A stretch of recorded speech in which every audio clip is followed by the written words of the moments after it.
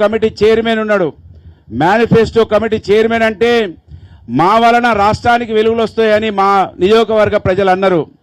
మా నియోజకవర్గంలో మా మేనిఫెస్టో కమిటీ చైర్మన్ ఆడోళ్ళ దగ్గరికి పోయి బెల్ట్ షాపులు ఉన్నాయి, నేనే మేనిఫెస్టో రాస్తున్నా, సోనియమ్మ చెప్పింది నేనే రాస్తున్నా, బెల్ట్ షాపులు ఉన్నాయి అన్నాడు.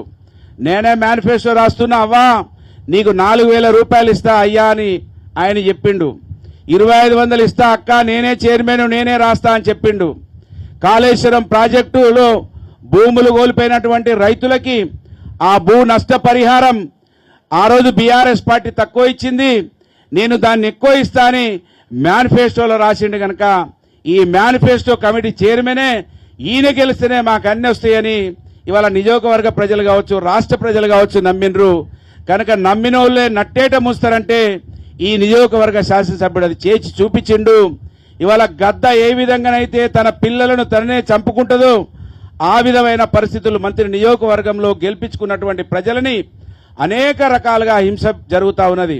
ఇవాళ ఏదైతే కాళేశ్వరం చిన్న కాళేశ్వరం అని అనుకుంటున్నామో మనం, ఆ చిన్న కాళేశ్వరంకు నీళ్లు రావాలన్నా, చిన్న కాళేశ్వరం ద్వారా మనం ఏదైతే ప్రతిపాదించినామో 40,000 ఎకరాలు దానికి కూడా నీళ్లు రావాలన్నా మేడిగడ్డ బ్యారేజ్ అవసరం.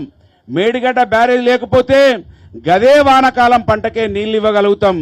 కనుక ఇవాళ ఒక్క పిల్లర్ను సాకు చూపించి ఈ నియోజకవర్గాన్ని ఇంతమందిని ఎండబెడుతున్నటువంటి ఈ కాంగ్రెస్ పార్టీ నీతిని, మంత్రి నియోజకవర్గ ఎమ్మెల్యే నీతిని మనం ఈ సమాజానికి చెప్పాలి.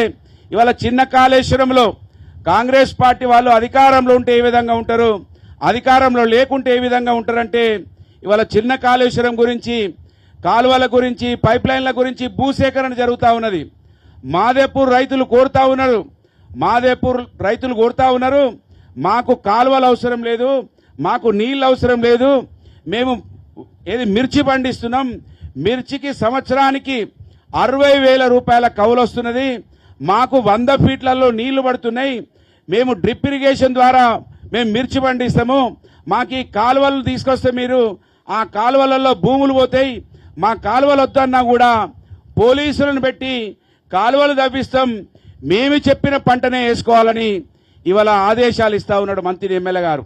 ఇవాళ మంత్రి ఎమ్మెల్యే గారు ఈ వేదిక ద్వారా నుంచి మేము అడుగుతున్నాం, మీరు ఎన్ని ఫ్యాక్టరీలు పెట్టినా ఎన్ని చేసినా కూడా ఇవాళ మిర్చి పండించే రైతులు ఇచ్చే ఏదైతే జీవనోపాధి ఇస్తున్నారో, ఏదైతే వాళ్లకు దాదాపు 1,200-1,500 మంది ఆ మిర్చి మీద ఆధారపడి కూలి చేసుకొని బతుకుతా ఉన్నారు. మీరు ఈ నీళ్లు ఇస్తే వాళ్ళు వరి వేసుకుంటే వరి ద్వారా ఎంత ఉపాధి వస్తుందో ఒకసారి ఆలోచించండి. కనుక ఈ లక్షల రూపాయల వెచ్చించినటువంటి భూములను వృధా చేయకుండా అని చెప్పినా కూడా ఇవాళ పోలీసులను పెట్టి ధ్వంసం చేసే ప్రయత్నం చేస్తా ఉన్నాడు మంత్రి ఎమ్మెల్యే గారు.